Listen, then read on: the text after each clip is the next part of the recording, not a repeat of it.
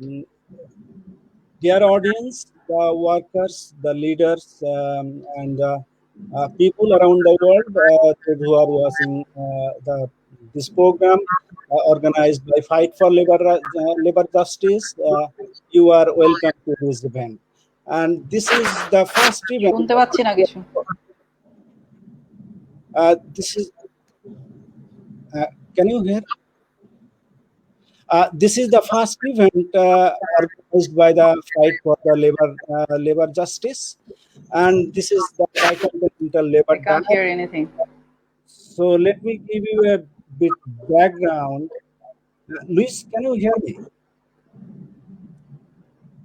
So let me give you a bit of background since the beginning of the COVID-19.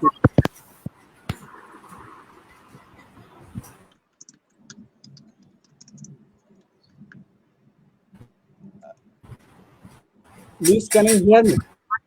Yes, I can. Since beginning of the COVID-19, the workers, they themselves confronted the mounting challenges, and thus the workers' federation, they themselves, they find that time very difficult to defend the rights of the workers.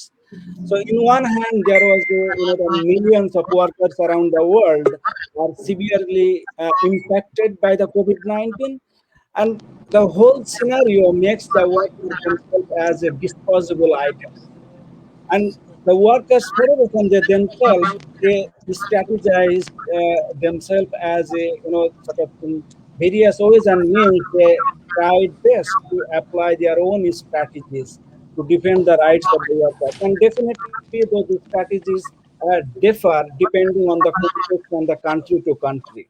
So now this initiative is actually organizing the Continental Labor Dialogue to learn from each other, how the workers in the Peru, Ghana, and Bangladesh experience the multiple sufferings, various forms of repression and exploitation, and on the other hand, what kind of union strategy really works so well and what didn't work well. So basically, through this dialogue, we would like to learn from each other, and through this cross-learning and the sharing will provide us the bit of background and provide sort of a solid foundation how best we could move forward, whether there is any scope for work collectively. Or whether we could think of having the greater transnational labor solidarity in order to defend the workers' right in the days coming ahead. So we are going to start, but before going to the main discussion, I would like to give you a bit of short background about the Bangladesh, Peru, and the Ghana. In Bangladesh, there are 5,000 factories, and only 3% of the workers are organized in the ready-made garment sector, which is significantly low. And on the other hand, there are 70, the national 70 federations working in the apparel sector, organizing and mobilizing the workers. And one of the big problems for the union federation themselves for union, if any union would like a union, then they need 20% of the total workers of that establishment. Then the union federation is able to form the union. And in terms of the labor rights index, Bangladesh is one of the 10 worst countries in terms of the labor violation. And even the overall score on the labor rights index in Bangladesh, 8.2 out of 10. So you can imagine, the state of the labor rights in Bangladesh. So when it comes to Peru, there are more than 1,000 factories, and some of them are quite. So there is a huge consolidation of the factories they themselves, and union density is 6%, which is double than the And in terms of labor rights index, Peru stands at 0.77, which is again the much better than Bangladesh. And interesting fact is 20 workers can form union. And there are two national federations working in the RMG, ready-made garment sector, while Bangladesh is 70. So again, in case of Ghana, this is the Ghana scenario is quite also interesting. There is no export-oriented factories, but there are factories, those who are producing for the domestic consumption. But the union density is more than 20%, and only 2 people can form union. So this is quite significant. If the 2 people say that, okay, we would like to form union, then they should be able to do it. And in terms of labor right index, their rank is 2.5. Ghana is, the exercising freedom of speech and the collective bargaining, much more effectively compared to Bangladesh and the Peru. And there are 3 federations, national federation. The trade union Congress is one of the biggest unions. So this is the bit of background, and let me welcome all of the participants from the Ghana and the Peru and Bangladesh. So first, I would like to request John. If John give us, if you give us a bit of introduction that how workers are being affected since beginning of the COVID-19, and what are the strategies on behalf of the union you adopted to defend the workers' rights over the period of time. So, John, over to you. Okay. Beginning of the introduction, and you also introduce yourself a bit, then you can start. Thank you very much, audience. Thank you very much, Prof. My name is John Doe. I work with the Public Services Workers Union here in Ghana. The Public Services Workers Union is affiliated to the Trades Union Congress of Ghana, which is the largest federation or trade union center in Ghana. The PSWU unionizes about 65 public sector organizations for which I work at the National Secretariat as an administrative secretary. COVID-19, now straight to our topic. The coronavirus pandemic, as we all know, hit the world in 2020. First cases was reported 31st December 2019 in China. But in Ghana, the first cases were reported on 12 March 2020. So it took a bit of time between December when it started in China to 12 March in Ghana when the first cases were reported. And fast forward after the cases were reported, somewhere around 31st March, there was a lockdown of the capital city, Accra, and another major city, Kumasi, for 3 weeks, just to reduce the spread of the virus. So within this period, there were challenges for workers, because for those who are usually in the informal sector, who needs to go out every day in order to make ends meet, had challenges with now not being able to step out because the capital city was in lockdown. And you had, even for those in the formal sector, also having a bit of challenges, because for some people who were not in the pure public service, who were in the private sector, some experienced laid off, and some also had to go half salary, especially within the education sector also. So the Trade Union Congress and labor generally engage governments on proposals to try and help ameliorate the harsh impact of the pandemic on workers. And one of the first things which was done was provision of hot meals for people within the lockdown areas. So for workers in the informal sector who couldn't go out there to work, hot meals were provided on a daily basis where they could go to some points around the capitals and pick those food items.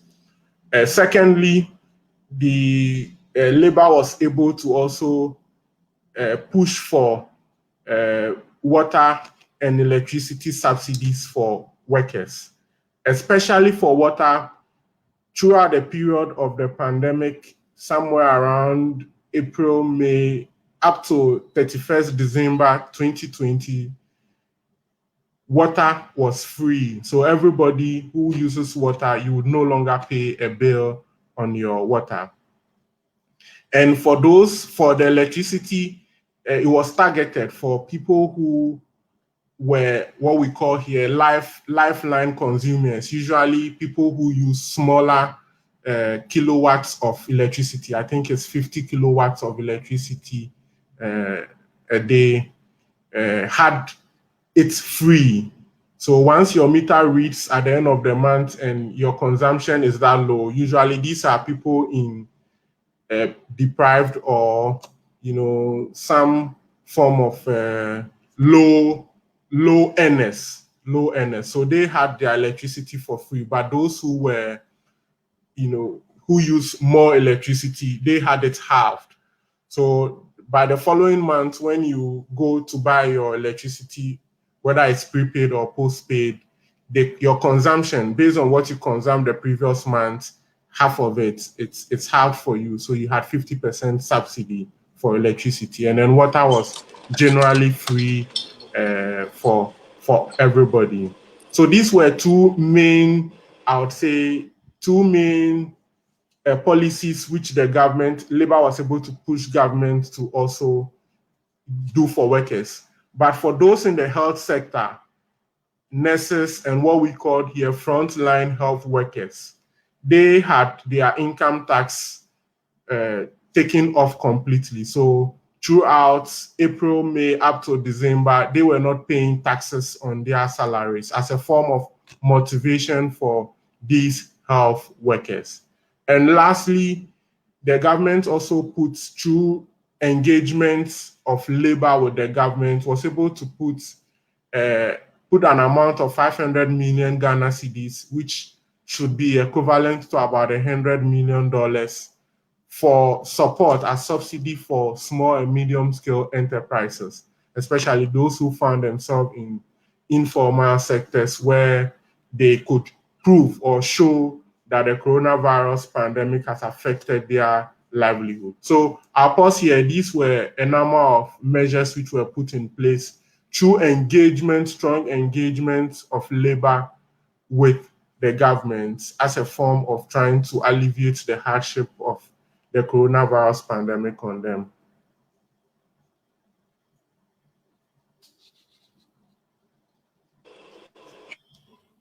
Thank you so much for your reflection. This is really helpful. The legal part was there any job loss? Any worker lost their job over the period of time. So we will, come to, we will later on this question. But Okay. let's proceed according to our plan. Our populated Kazi Maruful Islam who is on board now. Maruf, over to you. If you just take it forward. Thank you very much. Jafar, thank you so much. And thanks my colleagues and comrades over there, different continents across the world. I'm not sure if you can hear me clearly. Can you hear me clearly? Yes. Is that fine? Okay, great. And thank you, our audience. We welcome you once again to this very important session. As you see, we already kicked off, and we just have listened a great introduction from Jafar Iqbal, and then we have kind of situation analysis of after pandemic impact of this COVID-19 in Ghana from our comrade John Doe. And like he has been working as the president of Public Service Workers Association in Ghana. Now we want to move on. Like, of course, we will have some questions. Dear audience, you have the freedom, like you have the privilege and right to ask us question at any moment. Please do write on your Facebook page. Then we can collect the questions and we'll give it to our distinguished participants. Now we want to go to our comrade from Peru. From Peru, we have two colleagues. We have Luis Mendoza, who is an labor law expert, and he has been working for quite many years on workers' law. And also we have Lorena. She is also working as a trade unionist for quite a long time. So let me ask to my colleague from Peru, Luis. Could you please give us an overview of the situation? I mean, in terms of the impact of COVID-19 in your country, briefly. Then we'll come back to you again. But initially, just give us an idea of the situation that the workers faced Peru. It's over to you, Luis. Okay, thank you so much, Please unmute comrades. Can you hear me now? Hello, can you hear me? Can you hear me? Yes, we can hear you. Sorry. Okay. Well, first, good morning, good afternoon. It's an honor for me to be able to be part of this conference with workers from Bangladesh, Ghana, and Peru. Peru has undergone liberal reforms in three levels, and that is important to understand my country. First, there was a strong deregulation of the labor law for the last 30 years. So deregulation of the labor law was one of the main issues. The second was the privatization of companies and public services that also happened in the last 30 years. And the third was the reduction of budget for social programs. So with that theory that the state have to be small in order to be better, well, the government in Peru reduced that in the last 30 years. So what is happening now in Peru is that in the three levels, there is a lot of bad consequences. First, the government passed a labor legal framework in order to promote the massive layoff and also the furlough. There are a lot of people with a temporary furlough, no? So they don't lose the job, but they are not going to work and they don't receive a salary. Second, as a consequence of the privatization, there is a lack of infrastructure. There is a lack of enough doctors. And what is more concerned right now is there is a lack of oxygen. No, if you Google and right now Peru plus COVID, you're going to find picture of people in Peru making lines to buy tanks of oxygen, no, and that of course affect working class. And the third level, because there is a lack of subsidies, no, there is a lack of social programs. Right now, most of the people in Peru didn't receive a subsidy for the government. And because in Peru we have 70% of informality in the labor movement, no, in the workers, so they don't have any income every month. So that is going making worse this problem. So what we talk is that in Peru, in addition to the health crisis, there is a big economic crisis that was made or was a consequence of the neoliberalism policies that our country applied in the last 30 years. And as you maybe know, in South America, there were some other countries who resist this neoliberal policy. Peru wasn't one of those. And now, unfortunately, the poorest and the working class people is paying the consequence of that liberal reform. Thank you.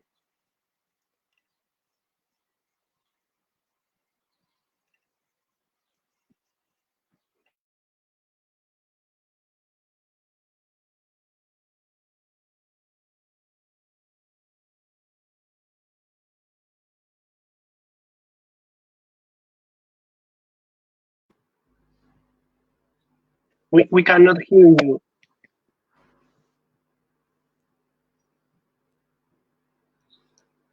We cannot hear you. Maruf bhai, I think there is some problem. We cannot hear you. Okay, sorry. There's mute, unmute. Okay, sorry. So as Luis has just mentioned and explained the situation in Peru, that the pandemic condition has been complicated even further with the presence of deregulation and privatization of public companies, and also a reduction of budget in the social area, and in general, as a consequence of neoliberal economic policies in Peru and other Latin American countries. In fact, that's not really very unique in Latin American case.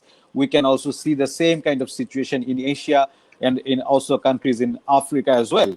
So maybe we have a guest, Taslima. Taslima, she is representing National Garments Workers Association, and she has been here for quite a long time, working as an activist and rights of the workers. So, Taslima, what about your condition in Bangladesh? Like the problems what just Luis has mentioned in Peru case.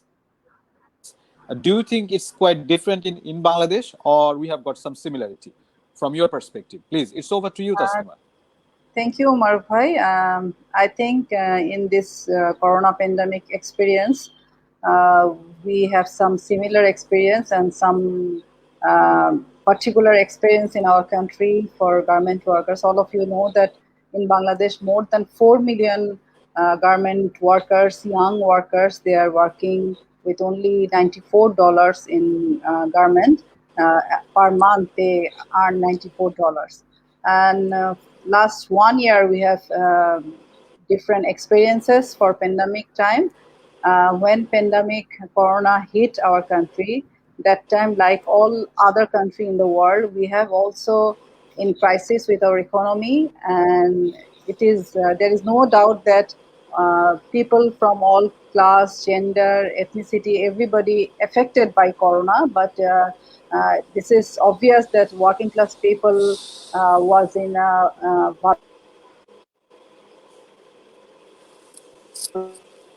vulnerable situation. They were in a crisis when the corona hit our country and our economy. That time we have heard several times the term social distancing, and I think all of we have introduced with this term that.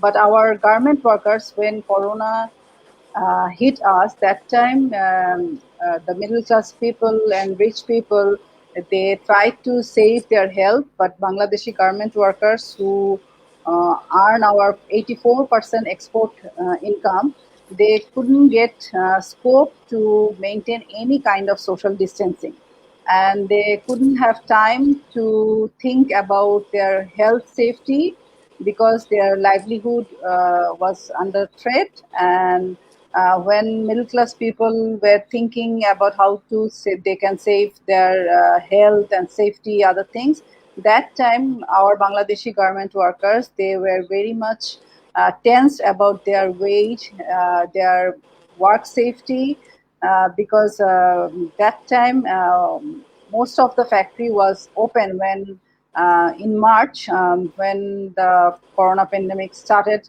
That time, our government declared lockdown, general lockdown, which was not applicable for garment workers.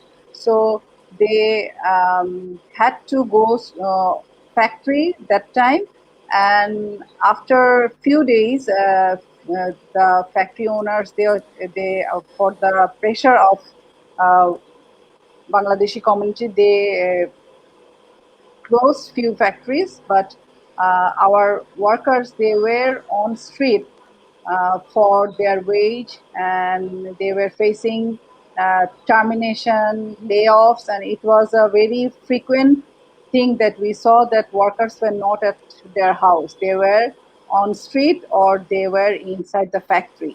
So it was very critical time they have passed, and they lost their job. The owner and government, they were not ready to take the responsibility, and we know that this is a very new experience for all of us. But when we also expected that our owner will take the responsibility of workers' wage, because if they cannot ensure workers' wage, they cannot make sure a little amount of their health safety. So we saw that our owner, they say they are not ready to give their wage, and they were working from March, and in our country we got the news about pandemic and corona from 8th March, and our workers were working inside the factory till 25th March, but our owner, they were not ready to give their wage. And it is really shocking that in this sector, our workers are working for 40 years, and our owners, they are earning money and making profit for 40 years from this sector, but they were not ready to give a month's salary. And our government that time gave a stimulus package with a soft loan, but our work owners, they were not ready. So from this corona experience, we feel urged that our owners should have emergency fund to tackle these kinds of crises, but they were not ready to do this. And we also feel that our government and international brands buyer, they are also not ready to take the responsibility.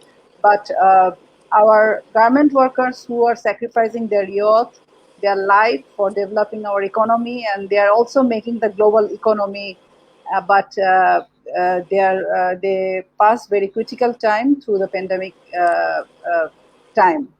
So I think that if we think that we need to improve our economy, if we think that we need to save our industry, we should take care of our workers' livelihood and ensure their wage. Right. Without this, they cannot ensure their safety in this time. Yes. Yes, I think I can talk later. Thank again. you. Thank you, Taslima. So you mentioned several points. Number one is like, yes, thank you very much. Thank you, Taslima. So from your points, we can easily identify a couple of points. Number one is the role of the owner, all right, and also the role of the state, like the government, what kind of role the government has played, and also what kind of role the international buyers has played in during this COVID. So let me we'll come back to this point. Let me hear from our comrade from Peru. We have Lorena Chavera. Lorena, can you hear us? Okay, so Lorena, a question to you is that what was the role of international buyers and the role of government for the workers' well-being during this pandemic in Peru?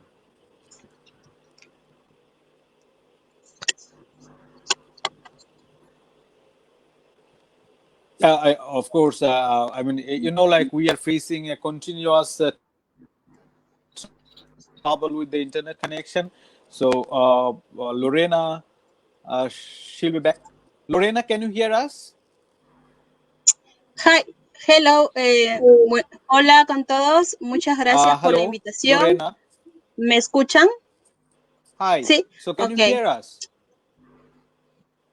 Ok, sí. En primer lugar, un saludo de parte de la Federación Nacional de Trabajadores Textiles del Perú. Gracias por esta invitación. Para nosotros es muy importante poder tener este diálogo, esta participación, para poder conocer un poquito más de cerca la problemática también que ha venido pasando en los países de ustedes, y también porque compartimos el sector. Bueno, yo voy a hablar un poquito de las preguntas que se han hecho. Los impactos del COVID-19 en los trabajadores aquí en Perú han sido, pues, como han mencionado también muchas de las compañeras y los compañeros, ¿no? El tema de la suspensión perfecta de labores, los despidos masivos, el desempleo, el cierre de las fábricas, las liquidaciones, ¿no? De las fábricas. También el tema de los ceses colectivos, que es algo también que está desde antes de la pandemia, ya venía a los trabajadores repercutiendo y atentando contra los derechos y contra el trabajo, ¿no? Entonces, todo eso sumado en esta pandemia, pues se ha vuelto más fuerte, se ha generalizado y se ha atentado hacia los trabajadores con estas leyes que ya antes habían dado, ¿no? Entonces, al inicio de la pandemia, el gobierno de Vizcarra, que en ese tiempo estaba, decretó 15 días de cuarentena, los cuales para nosotros los trabajadores fue bueno en el sentido de que declaró que estas iban a ser pagadas, ¿no? O sea, que los trabajadores se le iba a pagar esos 15 días de cuarentena, porque no era la responsabilidad de los trabajadores esta emergencia, sino que era algo que escapaba de la responsabilidad de los trabajadores, ¿no? También se dieron medidas de estándares de salud, como para los trabajadores que tenían problemas de obesidad, que tenían problemas de asma, que tenían enfermedades que se veía o que se decía, según a nivel mundial que se venía diciendo, o de la OMS, que eran muy letales que este virus era muy letales para ellos, ¿no? Entonces, para nosotros, de alguna manera fue bueno, ¿no? Vimos que el gobierno de Vizcarra en estos 15 días, al menos, estaba dando algunos decretos o leyes que estaba salvaguardando tanto la economía de los trabajadores como la salud. Pero pasaron las semanas, pasaron los días, y la CONFIET, que es la empresa, que es el sindicato, como decimos acá nosotros, pero de los empleadores, comenzó a presionar al gobierno, ¿no? Comenzó a presionar al gobierno para que esto cambiara. Y es así que el gobierno aplica o le da facilidades para que esa suspensión perfecta que ya se aplicaba antes se pueda aplicar ahora, pero de manera automática, ¿no? Y también los estándares de salud se relajaron, ¿no? Tanto así que los trabajadores, se le dio la facilidad a los empleadores que los trabajadores solamente firmen una carta donde era una declaración jurada, donde ellos aceptaban ir a trabajar, ¿no? Entonces, si es que les pasaba algo a estos trabajadores vulnerables, ya no era la culpa de la empresa, sino era era responsabilidad del trabajador, que él mismo estaba diciendo que quería trabajar, ¿no? Entonces, por presión de la CONFIE, los trabajadores lo pasaron más mal de lo que ya la propia pandemia ya nos ponía en una circunstancia de desempleo, ¿no?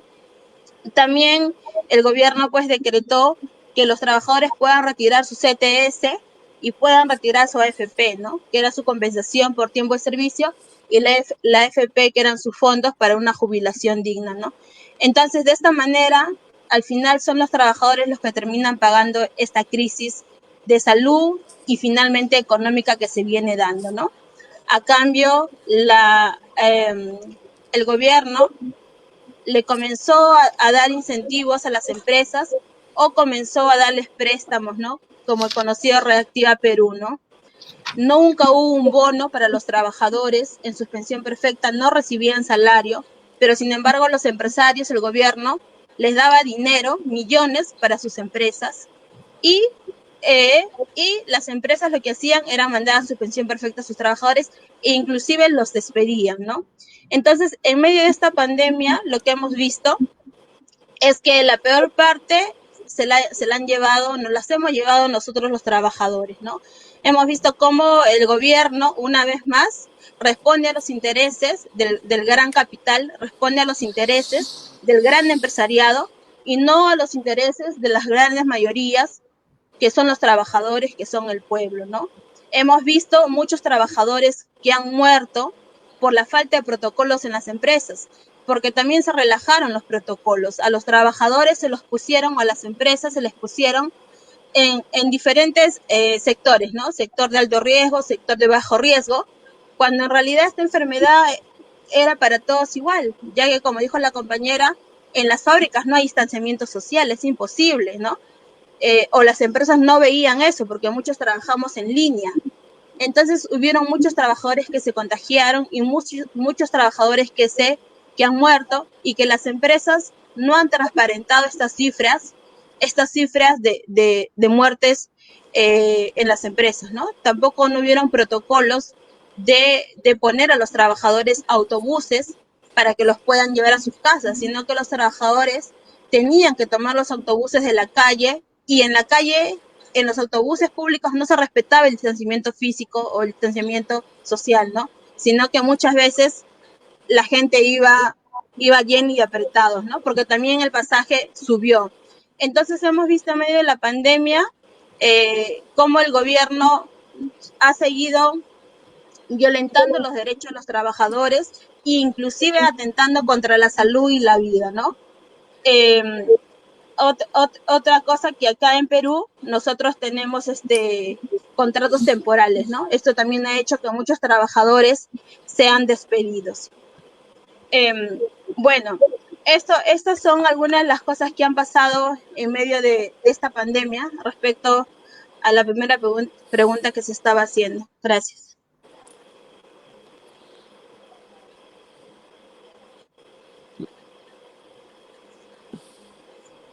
Okay. Lorena, we'll come back to you again. Thank you very much. Thank you very much for your comments.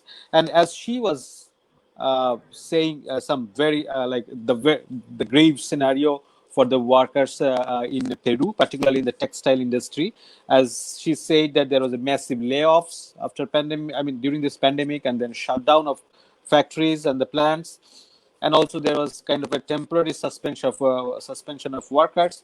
And the government has passed some laws, but that law didn't really support the workers. Instead, that supported the employers. And also, the social support. Most of the factories, like they didn't have any social services, and government also tried to. Sometimes, I mean, they passed the law to support, provide social supports to the workers, but that didn't really work out. In brief, if we get the main points of discussion that Lorena brought on board. So thank you, Lorena. We'll come back to you.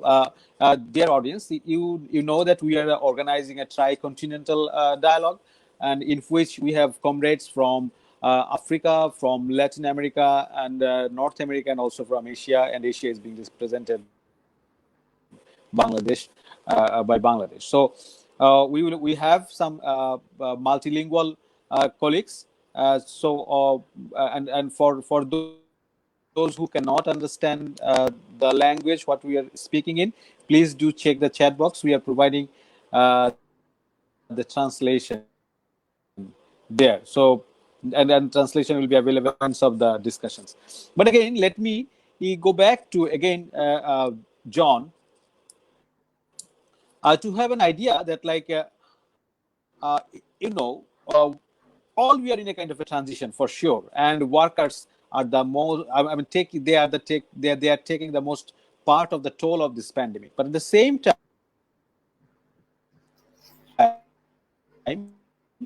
if you workers' organization, labor organizations, trade unions, could you please tell us very specific actions that a trade union has taken in your country, particularly in the sector in which you work, like this public sector workers association, that what kind of activities your organization took for workers? Briefly, please. Go ahead. Okay, thank you very much.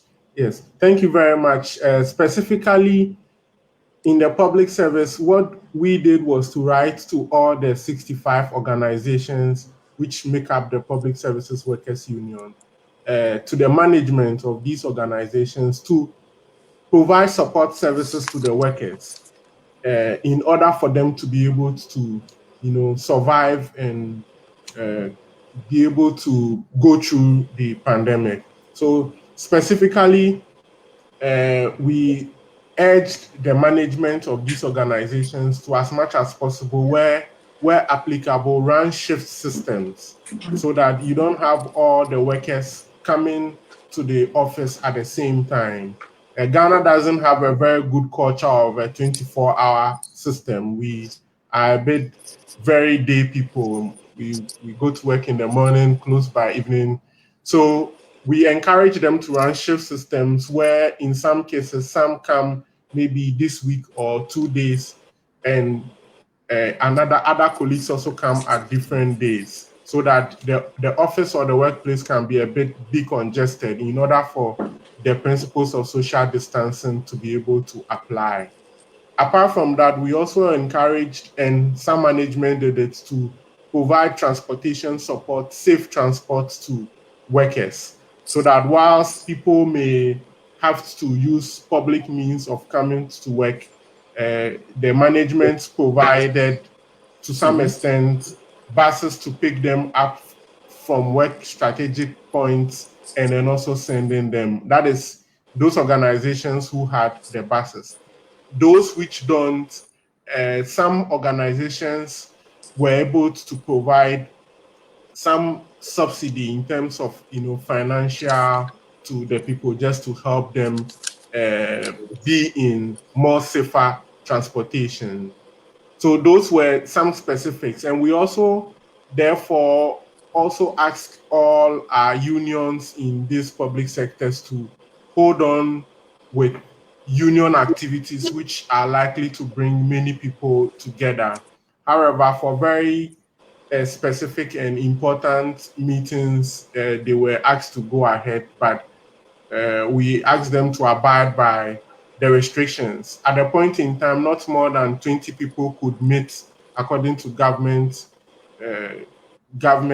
protocols. So we asked them to abide by those things. And in some cases, also provision of personal protective equipment, PPEs like nose masks, sanitizers, also to some workers. So specifically in the public services union where I work, these were the specific actions which were undertaken.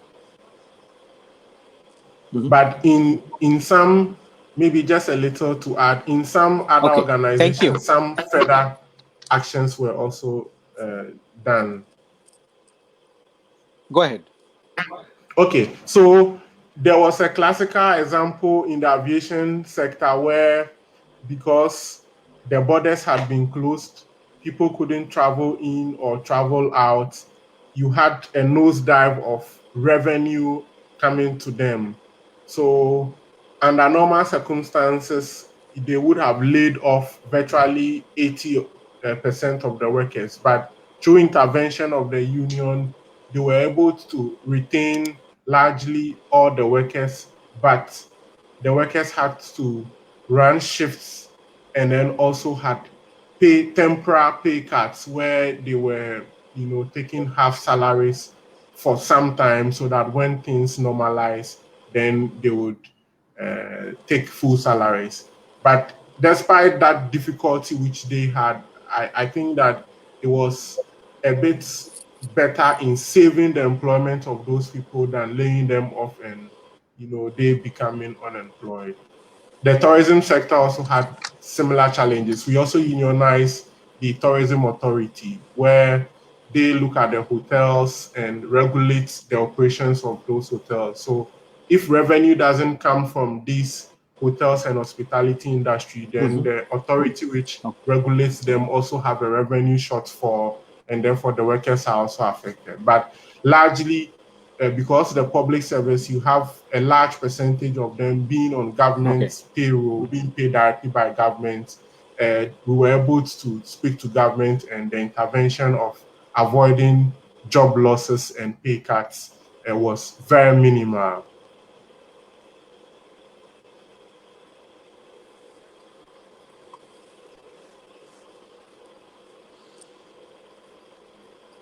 Yeah. Okay. Thank you. Thank you. Thank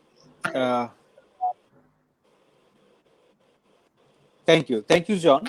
Thank you. And as you said that, I mean, your organization has taken a lot of activities for maintaining the safety of the workers during this pandemic, and you were a bit lucky because your your trade union works for the public service employees, so you were able to retain the workers in the sector, in the service. So, but this case is not, this is not the same for other private sector workers association, and they had really a tough time to retain their workers in the industry.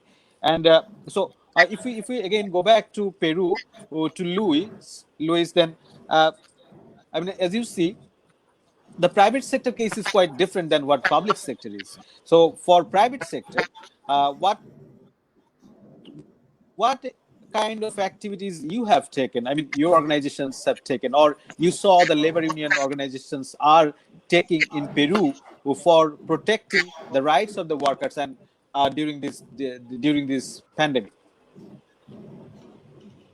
Luis, it's over to you. Thank you, Joe. Thank you. Well, I have to mention that in addition to the pandemic, the health crisis, Peru has gone through a political crisis from March 2020, when the pandemic started, until now. We have had 3 presidents.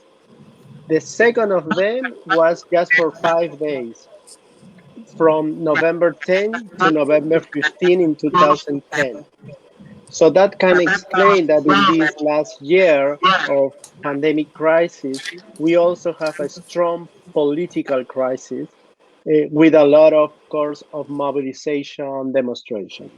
Basically, the system, the political approach didn't change. It's neoliberal system, still that, but the corruption was the problem.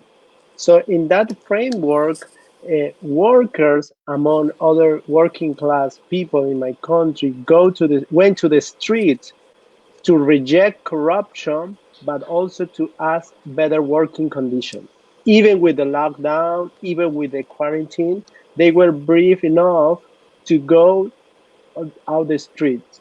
No, so I think in this year, like a general idea, I can say that there was a strong connection between the fight for labor justice, the fight for labor rights, in connection with the fight against corruption and against, or in pro of a better life in general. No?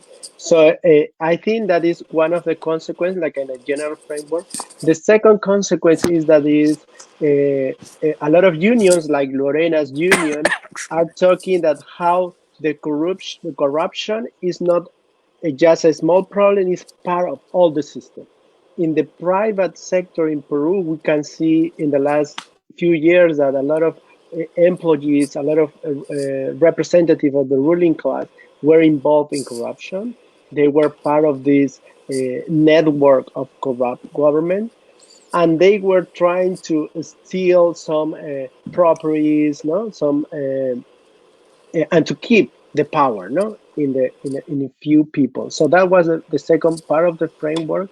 And the working class, Lorena is going to talk more about the garment industry, but in general, the working class from the private sector in Peru is trying to taking care. So based on the community organizations, they are doing some like public health campaigns, some personal protection campaigns, no, for workers, because as I mentioned to you, 70% of workers in Peru are in the formal economy. So from the community organization, that was a good approach to fight against this crisis. No, that could be my comments, like a general consequences of the response from the working class. Thank you. Thank you, Lily. So some idea about the situation in Peru and the role of workers' union. But as you see that you're out on the street for protesting against the corruption, so they had to really face two struggles. So they were also on the out on the street to protect their rights and also to protest against the corruption of the government in health sector particularly. So I guess this situation is not really, I mean, we have other countries as well. They also have this sort of situation. Perhaps we'll listen more on this line of activities or programs from Taslima Akhtar from Bangladesh. But before that, let me go to Lorena again Lorena, do you have any specific example or any story which you can share with us that your organization, your Textile Workers Association, has taken a kind of activity for the workers in your country? Okay, Then we'll bien. go to Taslima for her experience, that what sort of role her organization played. Yeah, go ahead, please, Lorena.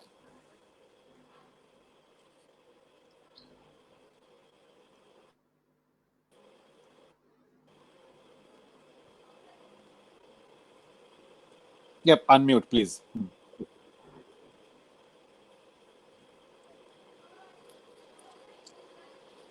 Uh, we cannot hear you.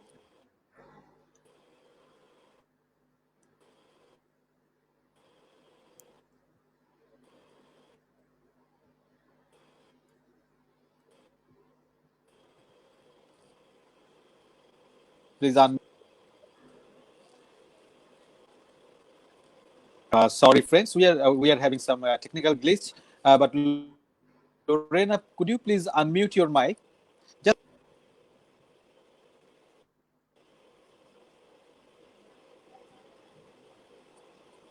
hand. Go ahead.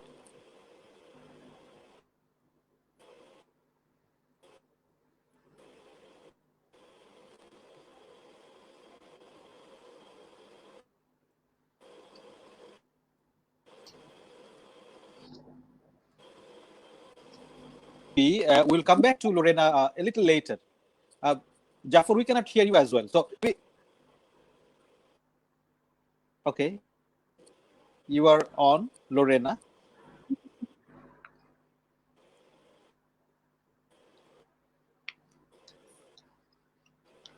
Sorry, we are having trouble with internet connection. All right, maybe we will come back to you, Lorena, a little later. So let's go to Taslima Akhtar. Taslima, could you please explain, or could you please share some of the stories that your organization has taken for protecting the rights of labor, particularly garments workers in Bangladesh? Thank you. In fact, we are trying to come up with some kind of solidarity. We'll try to find some common that will help us. Please, it's Yeah. Actually, when Corona hit our country. Go ahead, Taslima. It's over to you. Okay, can you hear me? Yes. Can I start? Okay, actually, when Corona hit in our country, that time go ahead. Garment workers, they were in hard crisis. From owner, they were trying to push and bound worker to send them to factories, but we thought that that was the time that government and owners should careful about workers' health first. But we didn't see this, and we have heard that time that workers are not enough educated. They don't know how to be aware about wearing mask and taking other precaution about their health.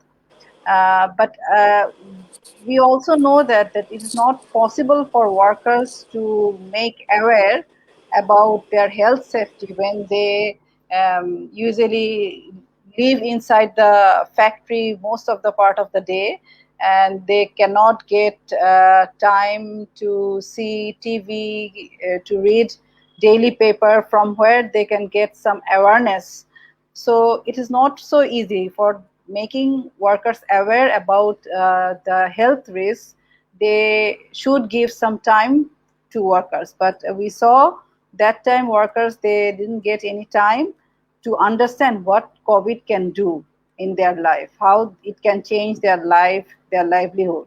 So from our organization and in many other trade union organization in Bangladesh, we try to give support workers, and we try to make aware them about COVID, and the impact of COVID. But it was not so easy because workers, they live in a very crowded place and they bound to live with many people where they work. They work factory where thousands of workers work in a single floor. So it is not so easy to make distance, and it's not so easy to think about how to wear mask and other things. So from the very beginning, from our organization and many other organizations, they provided health support to workers. And after a few days from our organization, we give health support like masks, soap, sanitizer. Then we try to give them food. But as a workers organization, it's not possible to give 4 million workers food support. And when that time we saw that more than 3.5 billion order was cancelled, and workers were under threat about their job and they were losing their job. So they were in crisis, and we demanded that time that government and owners should ensure their wage. But that time they were cutting their wage and many factories were shut down. So from our organization, we were trying to raise some demands that our government, international brand buyers and owners, they should make a emergency fund. They cannot cut their wage in this critical time, but they did. They cut their wages, they cut their bonus, and they bound them to go for work. And in our country, there was 2 lockdown, but those lockdowns were not affected properly. And that time we saw that all schools, all officials, everything was closed, but factory workers were going to factories. So it was very difficult to communicate with workers because except the working areas, factory areas, other places were closed down and transport were not available, and it was not easy for us to communicate first few months with workers. So but from distance we tried to communicate with workers through Zoom meeting. Sometimes we do some online protests, and workers organize some protests in front of factories because workers from different sides, they cannot united that time because of transport and other problems. From our side, we tried to participate few times, but all the times it was not possible for us.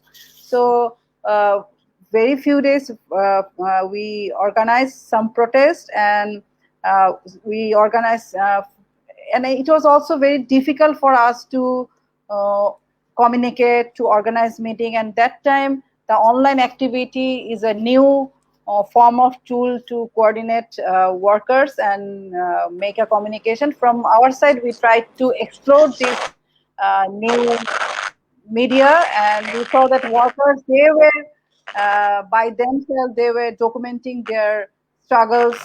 Sometimes they were making live from Facebook and other things. So from our side, we try to give them support, and we also try to organize protests for their demand for their wage and safety.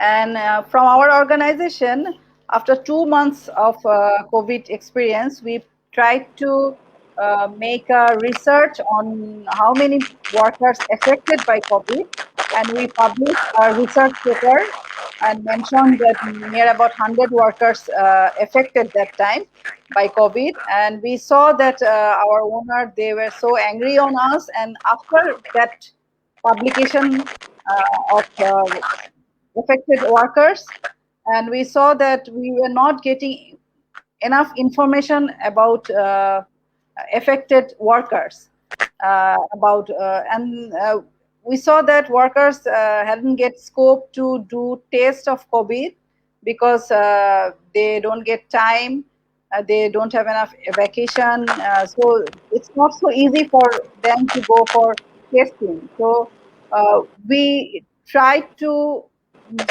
get some point with our research paper that workers are not getting scope for testing COVID. So owners should take responsibility, government should take responsibility, and they should ensure that worker can go for test. But still, we saw that most of the workers, they are not, um, they cannot afford this, and still we saw that workers, we cannot say the number of workers, how many workers affected by COVID. And I think our owner and government, they are trying to hide the information, and we are not getting the proper information in this time. So from our organization, we tried to do some research, and we tried to get some information, some stories about from workers, how they are fighting against COVID. Yes.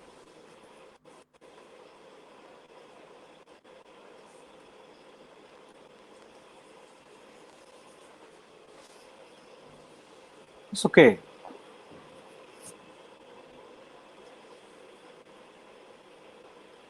Yeah, all right. In fact, as we say, like this platform, it is, and if we can work together across the world, because workers' rights,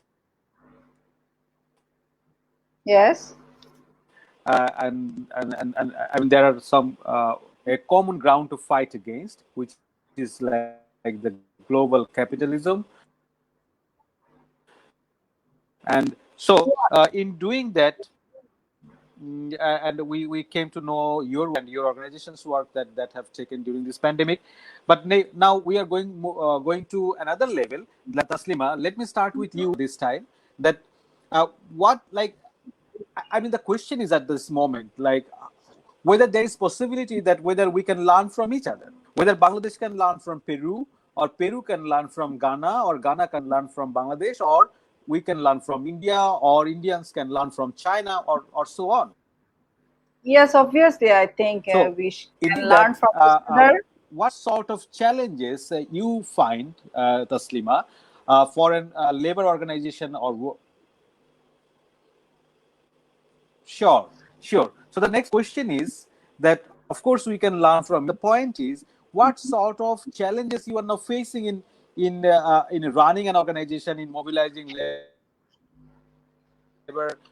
Can you give us, like, let's say, top 3 problems you are facing at the moment, so that we can go, we can take it forward to another colleagues from other countries. It's over to you. I think Bangladeshi Main government sector. major problems you are facing in organizing workers in the garments industry Okay. in Bangladesh. Yes, I think many of us can agree that we have a great problem with trade union activities, and in our country still we are fighting for our democratic rights. Our political situation is not in favor of worker and citizen. We don't have our voting rights. So ensuring freedom of expression, ensuring that proper trade union rights is, I think, under threat. Without ensuring the organizing power and organizing rights, it's very difficult for workers to get their rights. So organizing themselves is a challenge, and the working condition is another challenge, I think, and the safety issue is very much important that we need to fight, I think.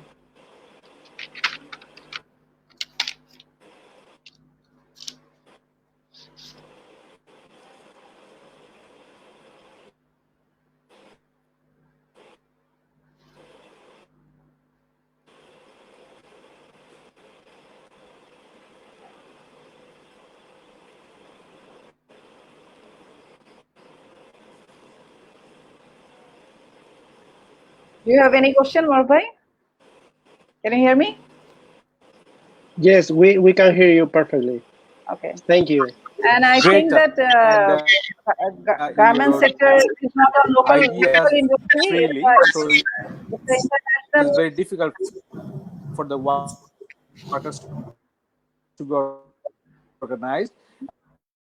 And also you identified the working conditions of the workers, and also you have identified the safety issues for the workers.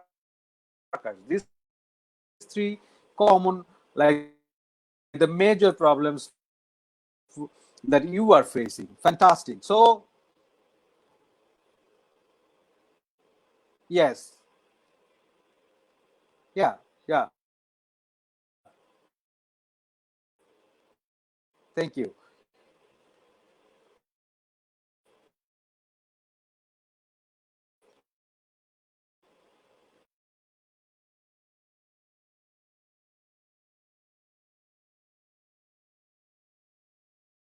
Sorry, I can't hear you. Maybe it's just me, or I don't know.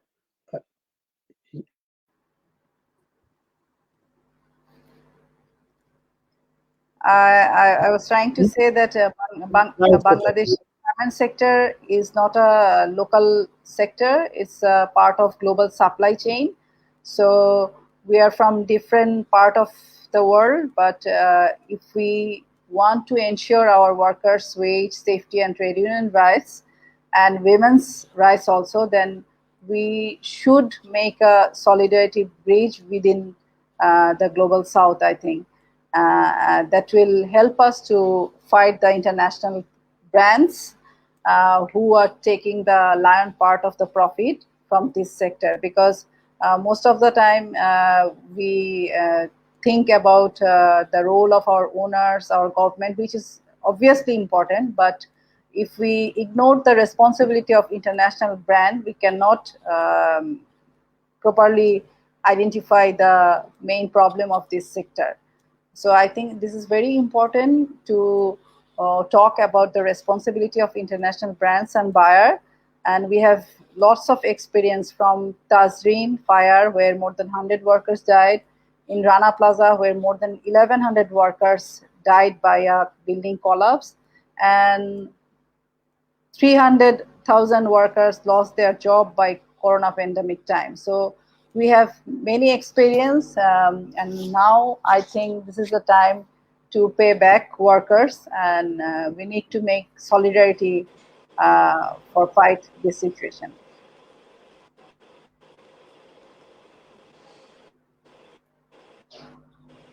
Yeah. Great. Sorry for this interruption. As you see, and as you know, like we are having a continuous problem with this internet from. But again, all right. Thank you, Taslima, and thank you, our comrades over there. And we want to go back to John, Joe again. Like from your experience, and from your experience with working with workers, and also to see like how the class struggle works in your country. I mean, what do you think? Like, what is the point of solidarity among international organizations? Like, what is the point of commonality between you and me here? I mean, between your organizations in Ghana and Taslima's organization in Bangladesh, for example. So, what are the common point of interaction of solidarity among the organizations across the world? John, very briefly, please. Okay. Okay, thank you. I think the commonality is the fact that we are all workers, and protection of our working rights and interests is what we all need to fight for. However, workers generally across the globe sometimes are divided in terms of seeing other colleagues or comrades in other countries as also part of the working class solidarity. And it's easy to understand why this happens, because the owners of capital or international organizations who would want to be profiteering from these countries would definitely not want, I would say, international solidarity to be very strengthened in order for them to be able to easily move from country to country. If they come to your country and perhaps the working conditions there and the workers are stronger, they will threaten to leave, to go to a place where the labor laws or labor rights are a bit weaker so that they can exploit the system. But I think the solution to it is for us to understand that the challenges of workers in one country should be seen as the challenges of other workers in another country. So that once we are able to, build a stronger network, especially for us in the global south, then it would make it more difficult for multinational corporations who we know have a track record of exploiting workers and treating workers badly to be able to still survive, because they will know that workers everywhere are united against exploitation and casualization of labor and all those bad labor practices. And I think that this platform, for instance, is a very good one, and we need to encourage a lot more of international conversations among ourselves to know what transpires elsewhere better, and then we can be able to build a more formidable working class solidarity.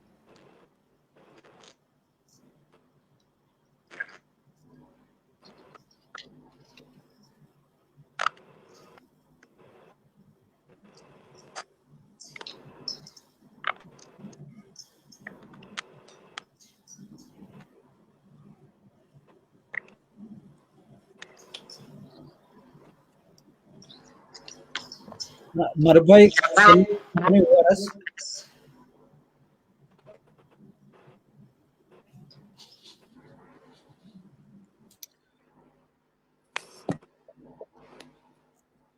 Luis, I think the Professor Maruf, he's being freezed now for a while, I guess. So let's continue the discussion forward. When it comes to the Peru, then what is your view in terms of building transnational labor solidarity across the global south? And even across the globe as well, because there are many friends in the global north. They are willing to build the international labor solidarity. So, can you just bring this question to the Lorena so that Lorena can reflect on it? Yes, of course. Well, first, just briefly, I want to say that in Peru, and I totally agree with the comrades that say that it's important to find this common point of struggles, right? We have the same enemy. Working class around the globe have the same enemy, that is the capitalism. That the capitalism is not only created economical crisis, but also health crisis, environmental crisis. So we have to be clear that those crises are a consequence of the structure, no, of the system. And as a worker, we have the future in our hands, no. Just Sorry, we comrades. need to work together. And we are having extremely Professor Maruf, actually, in your absence, troubled internet condition here in Dhaka.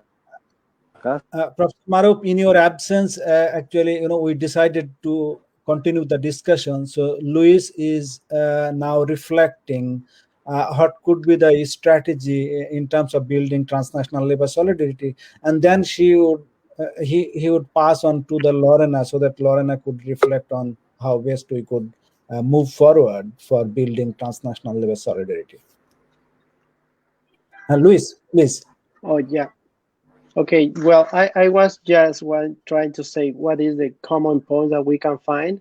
And the last one is that this pandemic, I think one of the silver lining of this pandemic is that show how important is labor.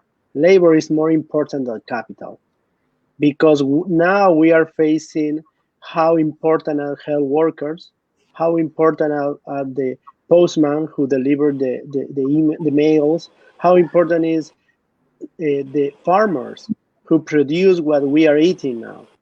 So I think something that has a working class, we have to realize and to spread as a truth, is that this pandemic is showing us how important is labor in compare with money, with capital. So if we keep that ideas in mind, the common point that we have, and also what this pandemic shows us. So now I'm going to make Lorena, you can, tú puedes explicarnos about the unions in Peru. Thank you so much. Luis, can you also interpret to Lorena so that Lorena can reflect on this same point? Ok, bueno, gracias nuevamente. Lamentablemente tuve algunos problemas con la conexión, lo siento mucho, pero bueno, aquí estamos nuevamente. Bueno, sobre los principales desafíos para los sindicatos para proteger los derechos de los trabajadores en el sector nuestro es el sector textil. Uno de los más grandes desafíos es que la mayoría de trabajadores tiene contratos temporales. Aquí en mi país, Perú, un 69,2% tiene contratos a plazo fijo, mientras que el plazo indeterminado solamente es un casi 30%, ¿no? Entonces, para nosotros es el principal desafío, ya que para los trabajadores es difícil sindicalizarse, porque si deciden sindicalizarse, las empresas automáticamente los despiden por término de contrato, ¿no? Les dicen, no te hemos despedido por sindicalizarte, te hemos despedido porque tu contrato ya terminó. La sorpresa es que muchos de estos trabajadores tienen trabajando 5, 10 años, 15 años, hasta 20 años, firmando contratos de 15 días, de 20 días, de un mes, y así se pueden pasar 10, 15 años firmando este tipo de contratos y nunca van a tener un contrato estable o a plazo indeterminado, ¿no? Esto para nosotros es uno de los desafíos, como lo voy a repetir, más grande. Otro de los desafíos que tenemos es que los juicios, cuando un trabajador se sindicaliza o cuando tiene un despido arbitrario que nosotros consideramos o injustificados, hacemos una demanda al Poder Judicial, una denuncia hacia la empresa por un despido arbitrario, y los juicios demoran de 3, 4, 6, 7 o en mi caso, 9 años. Todo este tiempo las empresas aprovechan para animar a los trabajadores a renunciar a la lucha por su reposición. Les pagan su renuncia y así debilitan la organización sindical, ¿no? Entonces, para los empleadores les es más fácil o más rentable para ellos pagarle despedirle y pagarle, porque sabe que va a demorar el juicio bastante, ¿no? Y así comienzan a desbaratar los sindicatos aquí en nuestro país, ¿no? Entonces, este es un problema crítico y grande que sufren los trabajadores, ¿no? Y ahora en la pandemia hemos visto cómo han sido los trabajadores no sindicalizados los que han sufrido, se han llevado la peor parte en esta pandemia, ¿no? Porque como han mencionado los compañeros anteriormente, con el sindicato siquiera hemos podido negociar, hemos podido cuidar los puestos de trabajo de nuestros compañeros, hemos podido luchar para que se conserven los puestos laborales o también para que haya mejores condiciones en medio de la pandemia dentro de las fábricas, ¿no? Pero los trabajadores sindicalizados simplemente no pueden reclamar. Si se sindicalizan, los despiden, ¿no? Entonces, ese es uno de los problemas más grandes que tenemos nosotros acá en nuestro país para defender los derechos laborales en nuestro sector, ya que tenemos este tipo de contrato que les digo, es una ley que tenemos desde hace 40 años, que se dio supuestamente con un tema de promoción para 10 o 15 años, y que en la actualidad han pasado 40 años y esto sigue vigente. Cuando ya las empresas crecieron, cuando ya las empresas se expandieron, pero se sigue aplicando este contrato de exportaciones no tradicionales, ¿no? Entonces, ese es uno de los temas más fuertes que tenemos aquí en nuestro país. Y lo otro que quería comentarles también es respecto a la solidaridad, ¿no? Aquí los sindicatos, nuestras centrales sindicales, en medio de la pandemia han tenido un trabajo conjunto, hemos tenido que ver la manera de cómo también estar con los trabajadores, ya que por el tema de la cuarentena no podíamos estar juntos, porque todo era sorpresivo al inicio, pero sí han tenido que ver modos o maneras de poder gestionarlos por medio del Zoom o de las plataformas virtuales, de poder seguir dando la asesoría a los compañeros, ¿no?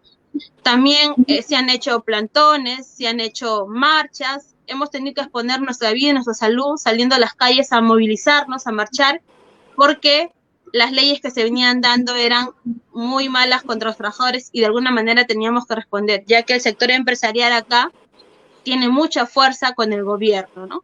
Entonces, eso quería comentarles un poco. Y sobre la última pregunta de cómo crear solidaridad entre las organizaciones laborales en todo el sur del país o en el mundo, creo que una de las cosas importantes es mantenernos comunicados, ¿no? Saber la problemática que viene pasando en los diferentes países, más aún si somos del mismo sector, ¿no?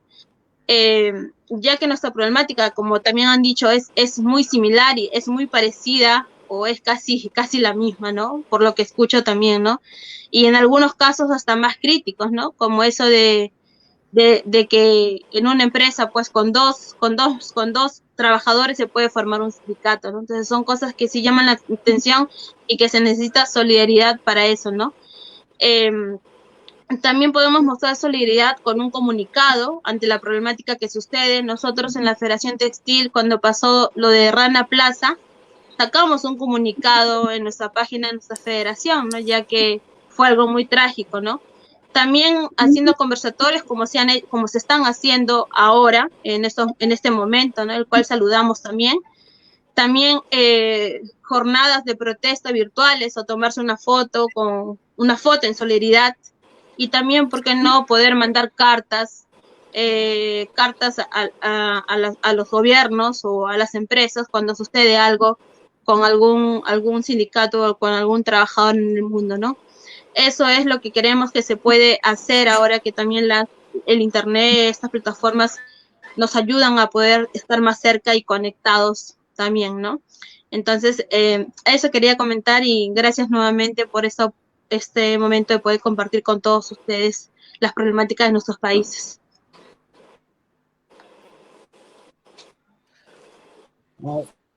Luis, can you just help us to summarize, just very brief what Lorena said? That would be really instrumental for all of us. Yes, well, I already write that in the chat, but I can mention just briefly. She mentioned that there are two big challenges. The big one is like a general challenge for the working class in Peru, and is that most of the workers, 69% of them, of the formal workers, they have a short-term contract. So when you have short-term contracts, it's difficult for you to unionize, because what the employees do is they don't fire you, they just don't renew your contract. And it's legally a different thing, but at the end it's the same, right? So that is a big problem. We have most of the people, as I mentioned to you, 70% are informal, but even in that a small percentage of formal workers, most of them have short-term contract. And another thing that she mentioned is that she can mention, because she was in the practice, is that how long are the judicial cases, the trial, the labor procedure in the judicial department. In her personal case, she was in a trial for 9 years. And this is her personal experience, but there are another cases with more years, and also workers who don't have the money to pay for that process. So those are the main big problems. And then she mentioned that about the solidarity, the international solidarity, is how important it is to have this kind of conversation, but also public statements.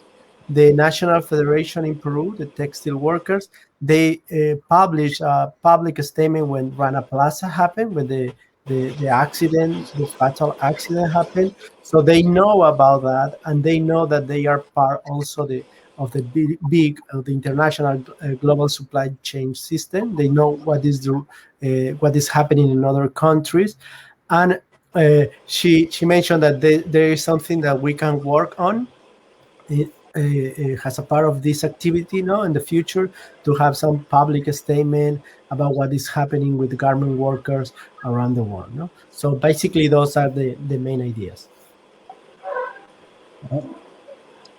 Professor Maruf, there are two questions, so let me put it on the chat. If you think we can address this question. Thank you, Lorena. Thank you,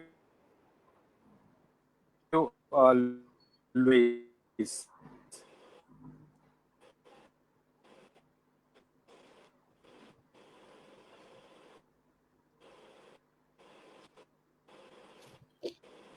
Yeah, sure.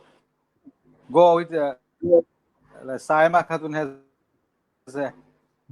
has made a good question. Go ahead. Now, what I'm saying that can you pick it up? Then for next part of the discussion, we can pick it up for the discussion as the union leaders are here. So that I'm saying, if you just pick it up. So maybe this question can respond to this question briefly. So, as derivation of platforms and the claim. So how to size this online activism into transforming changes, like transforming the lives and control the workers on ground. So Luis,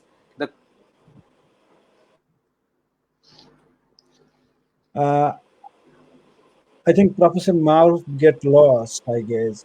So for all of you, I think that one of the audience, she raised very interesting and very effective question. The COVID impacted. Jafar, can you hear us? Yes. So now you're back. Can you just pick it up and go on? And let me go back.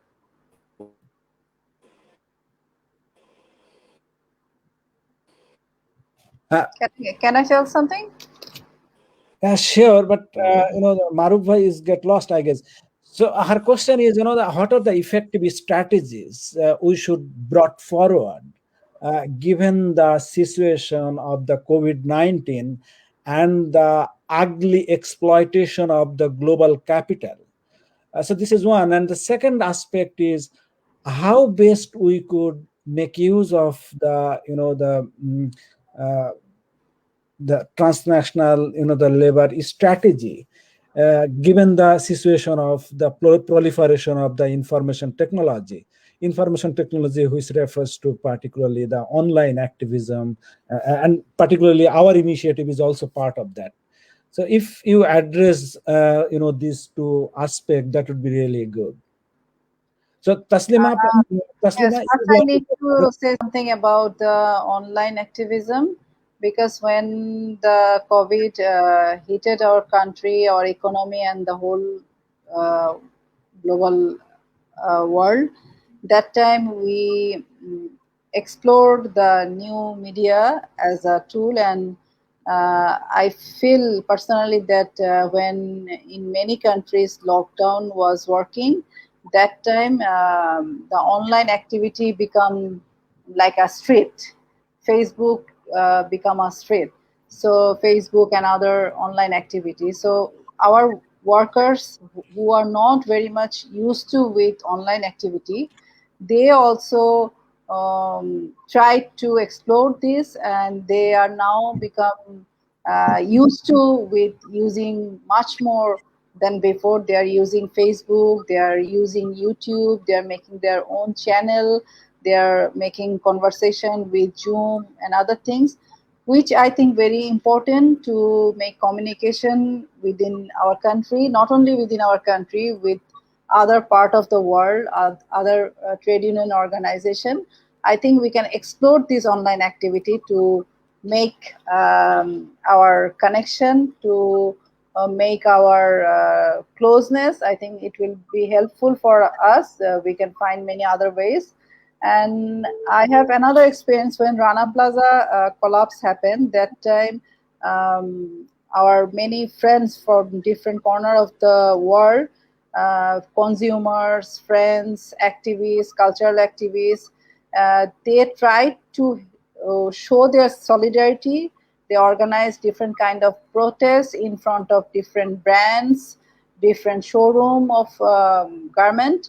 And at the same time, like any cultural activists, they wrote poet, they make street drama and many other things, including the protests. So if we think that we need to work within the supply chain and we need to aware the consumers also, then I think we need to share our experience, our story behind the t-shirt, because we need to tell more story about workers, how they are making the people's day beautiful with their dresses, because every day we need to think in morning or night that what we will wear tomorrow or today.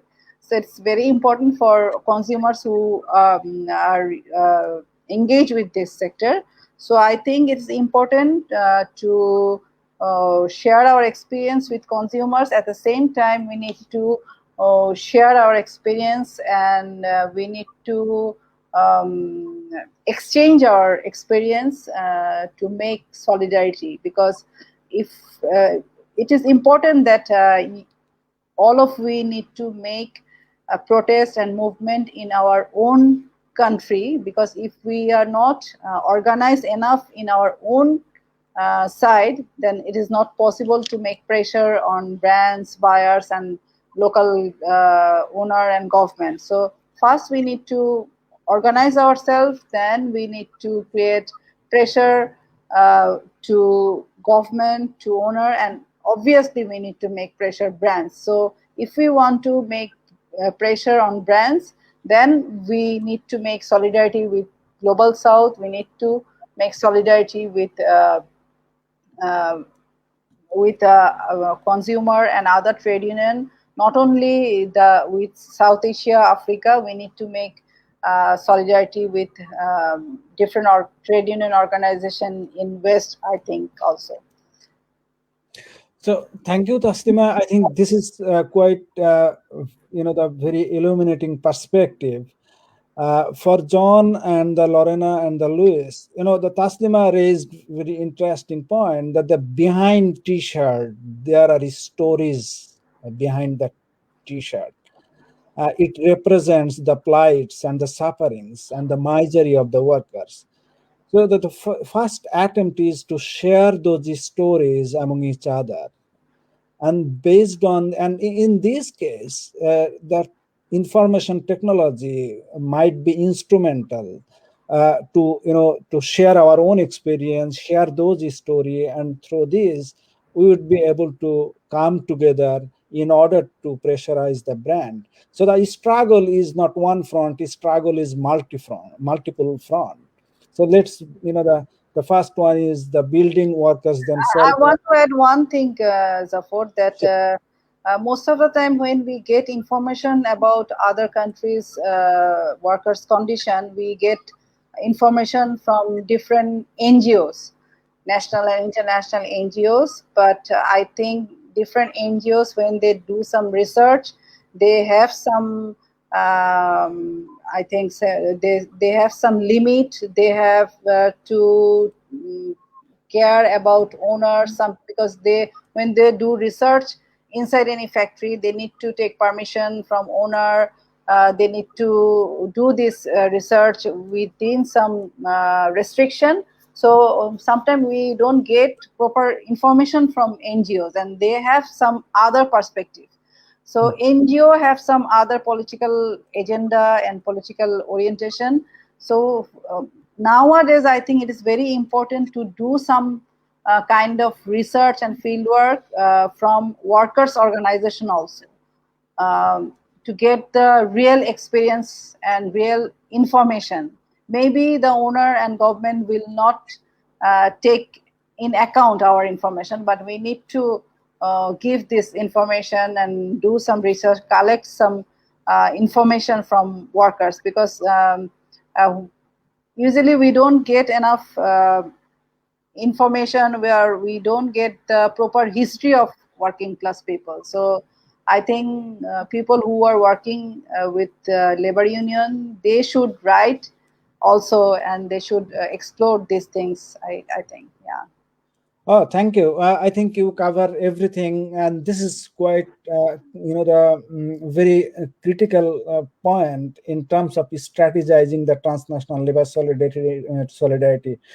So the thing is, her argument is quite clear that the information technology could be instrumental, but we have to bear in mind that what really we want to tell, the story that we want to share, the information we would like to exchange must be based on our independent research and the independent initiative, because when it comes from the NGO and the other transnational organization, they have vested interest and the political agenda behind it. So we should be also mindful about it. Mindful about for what? It is just for the getting to know the true story. So, Brother John, can you reflect on it? What Taslima is mentioned to the maximize the opportunity that the information technology offers, and even the independent research. Yes, I agree with her. And it's just like the same challenges of globalization, which people see as a double-edged sword. Whilst globalization brings in its wake some challenges where transnational corporations, etc., are able to exploit more, the tools or medium within which they use should also be available for workers to also use in building international and class solidarity. So in that same way, the coronavirus pandemic has brought challenges for workers, but it has also challenged the world to come out with innovative ways of, being able to engage each other. And I think that these are the tools and resources which, as workers, we can also take advantage of.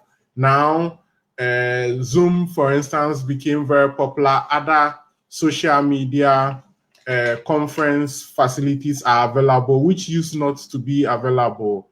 So I think it's good that as workers, we are able to explore some of these new innovations which are available for us, but not still forgetting the importance of the individual touch. Because for organizing, it's very important that you are able to, still have that individual touch with people for them to appreciate, you well.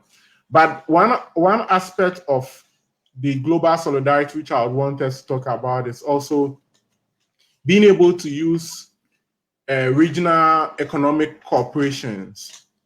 For instance, we know states have platforms within which they cooperate. International and transnational corporations also have platforms within which they cooperate.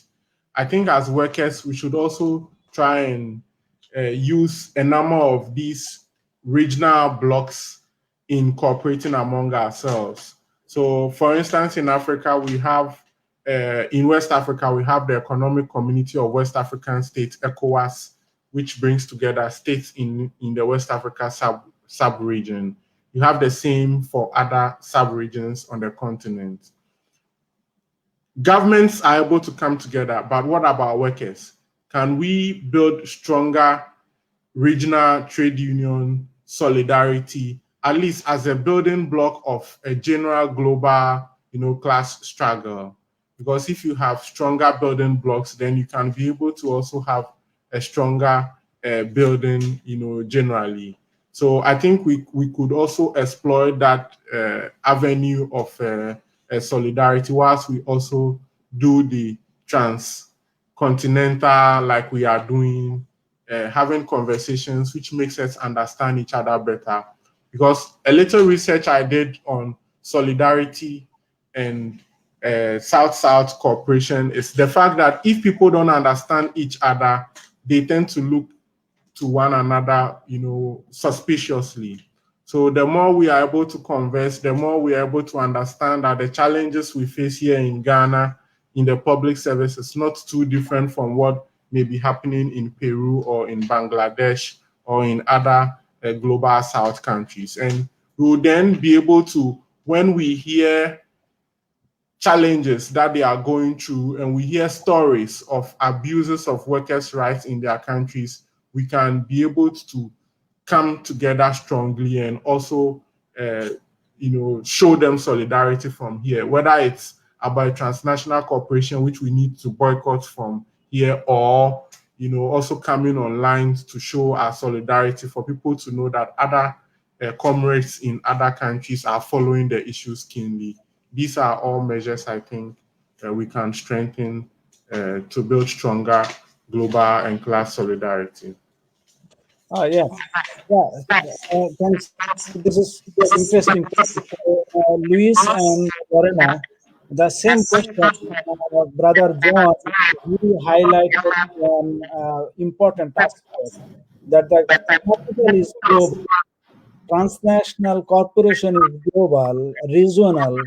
So therefore, workers also need to build their solidarity globally as well as the regionally. So how do you think, how best we could maximize the information technology, building this transnational and the regional solidarity across the globe among the workers?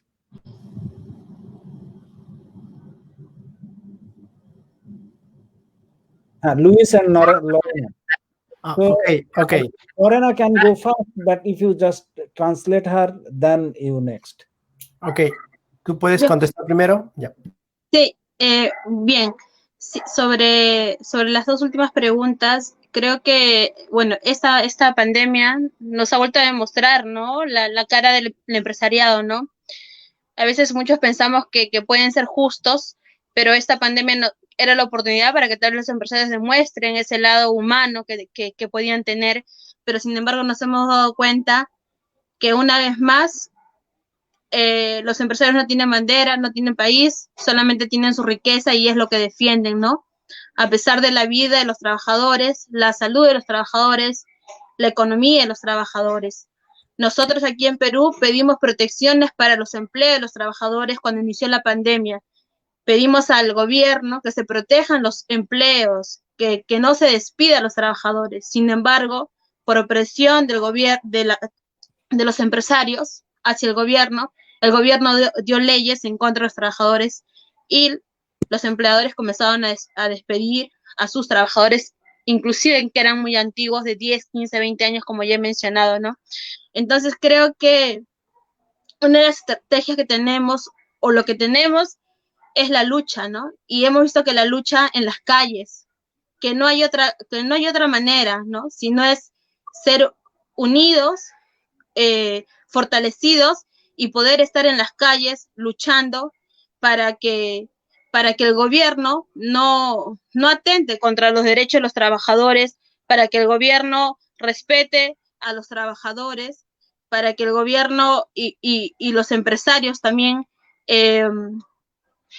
no sigan violentando a sus trabajadores. Entonces creo que eso es lo primordial que tenemos que hacer, seguir fortaleciéndonos en los sindicatos, en nuestras bases, para poder luchar y también tener un acercamiento al movimiento popular, ¿no? A los estudiantes, a los colectivos, a todo ello, para con ello crear una fuerza grande y cuando tengamos que salir, estén con nosotros y podamos hacer una presión fuerte hacia el gobierno para que esta situación mejore, ¿no? Para los trabajadores. Esa es la arma, creo que es la estrategia mejor que tenemos de conocer nuestra historia, identificarnos como clase trabajadora, como clase obrera, y es así salir a las calles a seguir luchando y exigiendo basta de abusos y que no sigan siendo los trabajadores quienes pagan las crisis. Ellos. So, Thank you so much. I can translate, Jafar. If you, yeah, she talked about basically three main points. She mentioned that this pandemic is showing us the real face of the ruling class, of the businessmen, because we can see that the capital does not have nationality. No, so the capitalist is looking for their own benefit. And the second is that during this pandemic, trade unions in Peru, they were asking for some health protection for workers, but the answer from the employees was massive layoff. No, and lack of protection for workers who went to work. No? And the third aspect that she mentioned, talking about the challenge and the future, is that in Peru we saw that the future, or the path, is the street. No, fighting on the street, going to mobile demonstration against the government, against these liberal policies that we have, and that is the way to work. And also she mentioned in this regard that it's important to keep a strong grassroots level organization that can connect with the community, with the demands of the community, no? And also that the power from the working class, it comes from that, no? From that unity among the working class. Oh, thank you, Luis. I think these are quite, sort of the fundamental premises, building our own strength, the working class strength, fighting against the global capital. So we are almost at the end. Luis, I would like to start from, you. Just 30 seconds. Can you suggest just one action that we could, that could be our starting point, just to building our own community, to sustain the relationship, to sustain the discussion that we start today?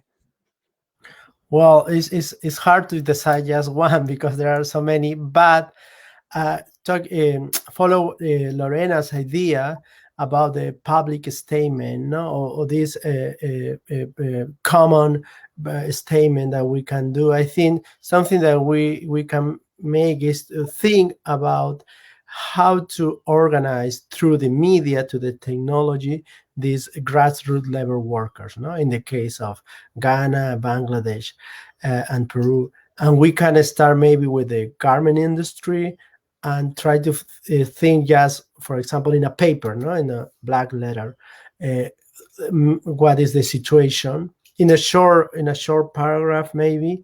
So, and then of course have this kind of virtual community, right? I already asked the Taslima her email. I think I'm going to share with her the statement that the National Federation in Peru published in regard of the Rana Plaza catastrophe, and I'm going to share that with her, and other documents I'm going to translate from Spanish to English to her.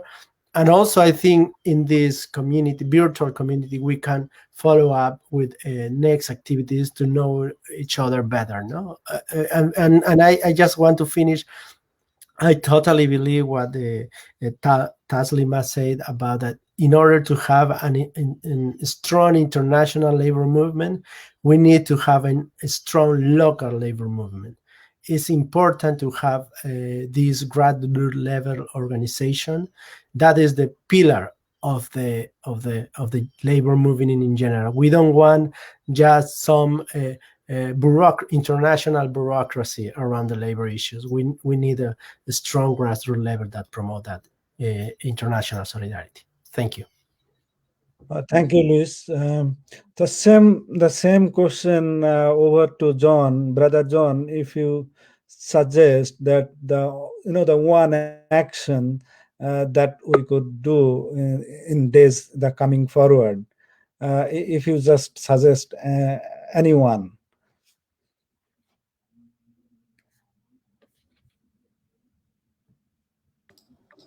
I think in relation to the pandemic, all I would say is organize, and organize. We need to, even though we may be facing health, let me say, pandemic, we are in a situation where people, the coronavirus is still around and people are battling for their lives, etc. But I think we would still have to, labor may have to find a way of deepening compassion to people, or working people who are facing these challenges, and then keep the spirit of organizing going on, for people to understand the importance of labor. Rightly, like Luis mentioned earlier, the importance of labor has been seen now. despite all these conversation about artificial intelligence, machines, etc., when the pandemic struck, it was human beings who still needed to take care and help other people, whether in the hospitals, whether the delivery of food, etc. So labor can do very well in showing compassion to people within this period and still keep the spirit of organizing for people to understand how being part of a social network of labor activists is very critical in helping in such a difficult moment. So I'll say organize, organize, and organize. So thank you, John. You put emphasis on the organize, and organize does not necessarily mean on the ground. Organize means at transnational level too, right? So thank you so much for your, the bright ideas. So Luis, we would like to go to Lorena for, just 30 seconds. If she could suggest anything else that we could follow it up thereafter. If you translate her, that would be good. Lorena, para que respondas en 30 segundos, ¿cuál crees que es el mejor, la siguiente tarea que tenemos? Una tarea. Bueno, creo que, pienso que la tarea que tenemos es seguir organizados, ¿no? Seguir fortaleciendo nuestras bases, fortaleciéndonos como organización sindical, que eso es lo que hemos visto en esta pandemia, que de alguna manera nos ha facilitado poder defender los derechos laborales, ¿no? De nuestros compañeros y de nosotros mismos. Creo que esa es la tarea que sigue vigente siempre, fortalecer la organización sindical y mantenernos firmes ante todo lo que viene sucediendo en contra de los trabajadores y sus derechos, ¿no? Gracias. What Lorena mentioned is that for her, the most important thing is to make stronger our unions. The union is the only organization who is going to protect our rights. And so that is the main challenge. No, even in the middle of the pandemic, we have to keep in mind that organization is the most important. Thank you, Lorena. So, Taslima Appa, this is your turn. So you the East Coast out detail about the global, local, regional, national, and the technological aspect too. So if you just suggest that if we really want to move forward thereafter with the vision of building transnational labor solidarity, what we could do, just if you suggest one action that we can follow up thereafter.